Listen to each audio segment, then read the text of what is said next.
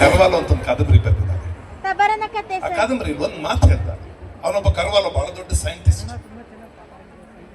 ಆ ಸೈಂಟಿಸ್ಟ್ ಮಂದಣ್ಣ ಅನ್ನೋ ಒಬ್ಬ ಗಮಾರ, ಹಳ್ಳಿ ಗಮಾರ, ಅವಿದ್ಯಾವಂತ, ಅನಕ್ಷರಸ್ಥ. ಅವನ ಬಗ್ಗೆ ತುಂಬಾ ತಲೆ ಕೆಡಿಸ್ಕೊಂಡಿರ್ತಾರೆ. ಅವ್ನು ಯಾವಾಗಲೂ ಜೊತೆಲಿ ಕೂರ್ಸ್ಕೊಂಡು ಓಡಾಡ್ತಿರ್ತಾರೆ. ಅವನೊಂದ್ಸಲ ಪೊಲೀಸ್ನವ್ರು ಕರ್ಕೊಂಡು ಹೋಗ್ಬಿಡ್ತಾರೆ.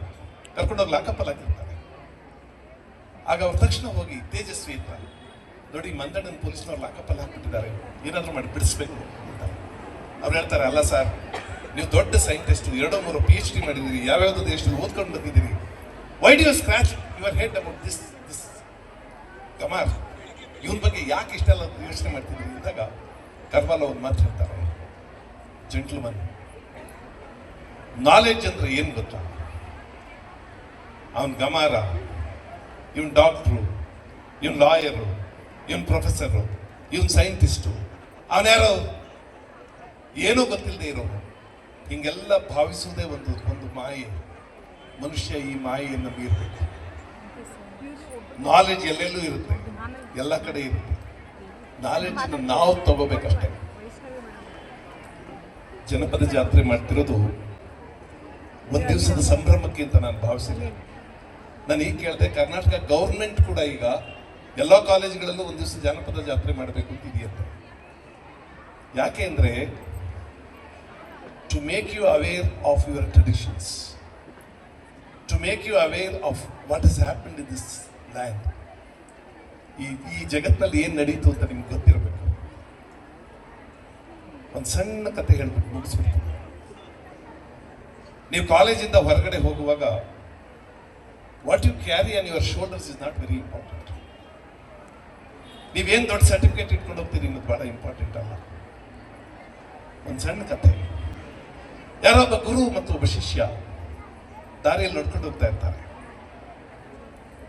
ಗುರುಗಳಿಗೆ ಬಹಳ ವಯಸ್ಸಾಗೋಗಿದೆ, ಶಿಷ್ಯ ಇನ್ನು ಯುವಕ.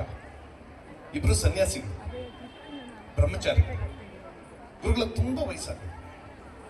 ದಾರಿಯಲ್ಲಿ ಹೋಗುವಾಗ ಒಂದು ಹೊಳೆ ಅಡ್ಡ ಬರುತ್ತೆ. ಹೊಳೆ ದಾಟಬೇಕು. ಗುರುಗಳು ಹೇಗಪ್ಪ ಹೊಳೆ ದಾಟೋದು, ನಮ್ಗೆ ಇಷ್ಟು ವಯಸ್ಸಾಗಿದೆ ಅಂತಾರೆ.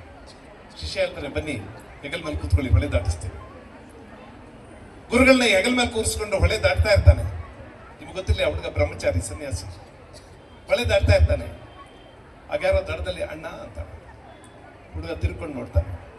ಅಲ್ಲೊಂದು ಬಹಳ ಸುಂದರವಾದ ಹುಡುಗಿ, ಇನ್ನು ಯುವತಿ. ಅವಳು ಹೊಳೆ ದಾಟಕ್ಕಾಗದೆ ಬಂದು ದಡದಲ್ಲಿ ನಿಂತಿರ್ತಾಳೆ. ಅವಳು ಕೇಳ್ತಾಳೆ, ಅಣ್ಣ ನನ್ನನ್ನು ಹೊಳೆ ದಾಟಿಸ್ತೀರಾ?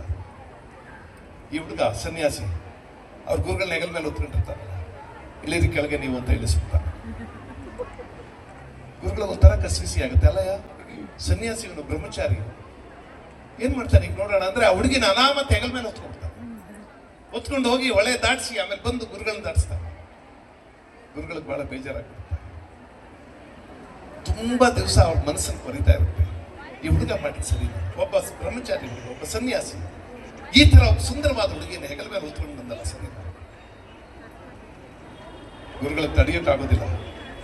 ಒಂದು ತಿಂಗಳಾದ್ಮೇಲೆ ಒಂದ್ ದಿವಸ ಹುಡುಗನ್ ಕೇಳ್ತಾರೆ, ನೋಡು ಮಗು, you have to answer this question. ಬಹಳ ದಿವಸದಿಂದ ನನ್ನ ಮನಸ್ಸಿನಲ್ಲಿದೆ, ಕೇಳ್ಬಿಡ್ತೀನಿ, ಹೇಳಿ ಗುರುಗಳು.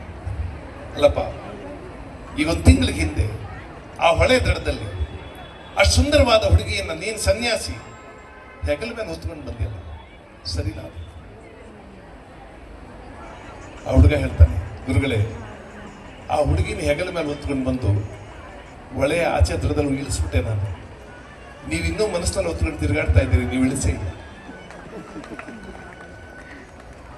ನೀವಿನ್ನೂ ಒಂದು ತಿಂಗಳಿಗೆ ಬಂದಿದ್ದೀರಾ, ಇನ್ನೂ ಈ ಹುಡುಗಿ ಉಳಿಸಿಲ್ಲ. ನನಗೆ ಆ ಹುಡುಗಿ ಮುಖ ಕೂಡ ಜ್ಞಾಪಕ ಇಲ್ಲ, ನೀವಿನ್ನೂ ಕೆಳಗೆ ಇಳಿಸಿಲ್ಲ. ಗುರುಗಳು ಹೇಳ್ತಾರೆ, ನೀನೇ ಕಣಯ್ಯ ಗುರು ನನಗೀಗ. ಯಾಕೆ ಅಂದ್ರೆ, what you carry on your shoulders is not very important.